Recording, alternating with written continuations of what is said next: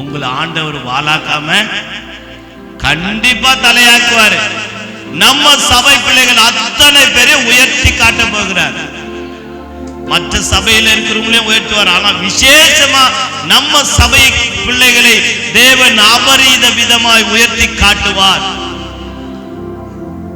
நல்ல ஆண்டவரே, பரலோக பிதாவே, நாங்கள் இஸ்ரவேலர்கள் ஆண்டவரே போல முறுமுறுக்கிறவர்களாக இல்லாமல் அற்புத அடையாளங்களை ருசி பார்க்கிறவர்களாக எங்கள் வாழ்க்கையில வரக்கூடிய கஷ்டம், நஷ்டம், பாடுகள், துன்பங்கள் வந்தாலும் இஸ்ரவேலை ஆசீர்வதிப்பது என் பிரியம் என்று சொன்ன தெய்வம் என்னை ஆசீர்வதிப்பார்.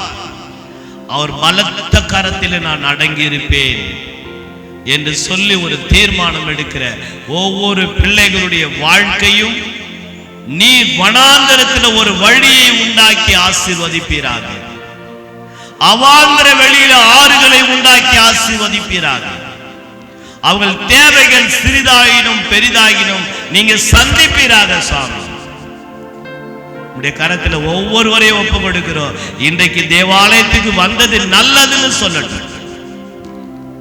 நான் கர்த்தருடைய ஆலயத்துக்கு போகாமல் இருந்திருந்தால் நான் எப்பொழுதோ கெட்டு போயிருப்பேன் என்று தாவீது சொன்னதை போல இன்றைக்கு ஆலயத்துக்கு வந்ததனால நான் தேவ பலனடைந்தேன். தேவனுடைய சத்தியம் என்னை விடுதலையாக்கினது. என்னை அவர் உயர்த்த வல்லவராக இருக்கிறார். என் நம்பிக்கை அவர் மேலே இருக்கட்டும் என்று சொல்லி விடுதலையோடு சந்தோஷத்தோடு அனுப்பி வைக்கும்படியா ஜெபிக்கிறேன் பிதாவே. ஆமென்.